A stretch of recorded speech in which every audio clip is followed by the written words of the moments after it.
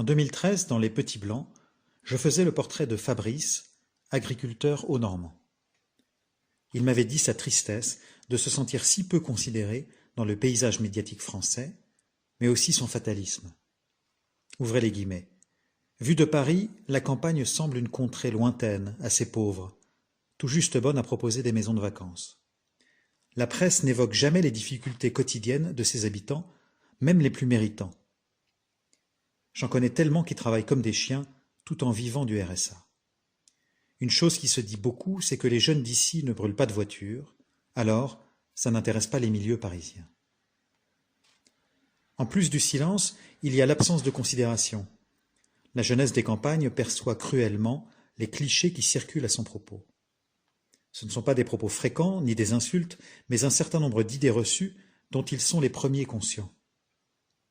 Comme l'idée que les gens de la campagne ne sont pas instruits, que leur niveau culturel est bas. Un cliché difficile à admettre quand on gère une ferme et qu'on maîtrise tant d'aspects techniques, tant de leviers économiques. Difficile à admettre aussi quand on connaît les excellentes moyennes de réussite au bac dans les lycées de campagne. Il faut savoir que le faible nombre de diplômés de l'enseignement supérieur dans nos régions est en grande partie dû à la pauvreté de l'offre universitaire. Fermez les guillemets. 5 ans plus tard, je le retrouve curieusement galvanisé. Il n'a participé à aucune manifestation des Gilets jaunes, mais il les soutient. Il n'avait jamais imaginé qu'une telle protestation soit possible un jour. Ouvrez les guillemets. Bien sûr, je ne cautionne pas les violences. Comment le pourrais-je ? Je suis tellement agacé par les scènes d'émeutes et par les voitures qui brûlent le soir du Nouvel An. Ce serait contradictoire que j'appelle maintenant à troubler l'ordre public. Et pourtant, je dois l'avouer, ce mouvement me fait chaud au cœur. Je suis surpris chaque semaine qu'il reparte de plus belle, et je frémis quand je crois déceler des signes d'essoufflement.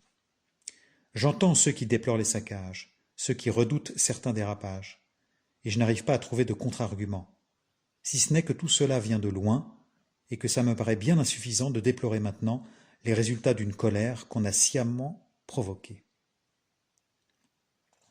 J'avoue que mes repères vacillent. Je suis toujours le même homme, inquiet, très calme, toujours soucieux de l'avenir, avec cette tendance à me replier sur moi-même. Mais je ne me reconnais plus dans mes affinités, je n'arrive plus à savoir quoi penser de telle ou telle idée politique. Tous les hommes politiques me font désormais la même impression. Ils ont ce visage anonyme, ce visage lointain. Je les trouve disqualifiés. Je ne crois plus ce qu'ils me disent. Non pas que je les ai déjà vraiment crus, mais disons que je tenais compte de leurs propos. Aujourd'hui, chacune de leurs paroles provoque ma colère. J'ai bien compris qu'ils ne me parlaient pas à moi, sinon pour me mentir ou chercher à me faire taire. Je ne peux plus les supporter.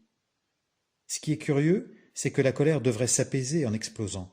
Je devrais me dire, puisque nous avons maintenant la parole, profitons-en pour faire passer un message et renouer le dialogue. Mais c'est l'inverse. Tout ce qui se passe sonne comme la confirmation de ce que je ressentais auparavant. J'avais donc raison de me méfier. J'avais raison d'en vouloir à la classe politique, puisque nous sommes des millions à exprimer la même chose. La colère ne s'apaise pas, elle devient une sorte de rage.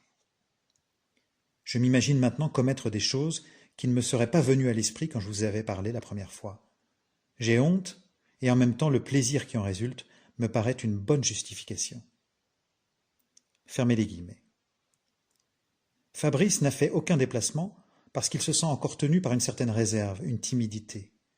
Les choses sont allées vite. Il travaillait trop au moment où le phénomène s'est enclenché pour s'engouffrer dans la brèche. Il travaillait à développer davantage son activité de culture du lin. Mais ses rares amis dans le métier ont investi les ronds-points, et l'un d'eux, Pierre, s'est même rendu à Paris pour quelques-uns des actes devenus célèbres. Ce qu'il a raconté suffit à donner à Fabrice l'envie de participer aux prochains événements, du genre « peut-être dans 2 ou 3 ans, qui sait ». Ouvrez les guillemets. La première fois, Pierre m'a raconté sa virée parisienne comme le voyage d'un véritable gamin. Tout lui paraissait nouveau. Il connaissait Paris, mais pas assez pour s'y sentir en terrain familier. Il découvrait l'excitation des groupes et même l'ivresse des foules animées par une obsession. Tout lui paraissait possible. Il m'a répété qu'il avait eu la sensation de changer de dimension. En fait, il a vu trop de choses pour pouvoir toutes les comprendre. D'un groupe de manifestants à l'autre, les revendications n'étaient pas les mêmes. Le seul point commun restait la colère contre le pouvoir central, mais elle avait des justifications différentes. le poids des impôts, l'injustice fiscale, le mépris de classe, le pouvoir des banques. Les récriminations fusaient de toutes parts. Tout s'est encore compliqué avec l'arrivée de la violence. Pierre avoue ne pas l'avoir anticipé. Il aurait pu s'en douter, mais il n'a pas l'expérience des manifestations, et lui-même ne s'y était pas préparé. Mais il reconnaît que l'échauffement continue pendant des heures sur le pavé, les colères qui se frottent, se jaugent et s'encouragent, débouchent assez naturellement sur l'envie d'en découdre. Il n'a rien commis de répréhensible, simplement la curiosité l'a poussé jusqu'au cœur des nuages de gaz lacrymogène et l'a lancé dans les mouvements de foule. Après ces instants-là, Pierre aurait été bien en peine de justifier ce qui se passait et la nature exacte de ce qui le motivait. Ce qui l'a vraiment décontenancé est venu encore après, l'irruption de groupes mobiles, manifestement venus pour affronter les forces de l'ordre.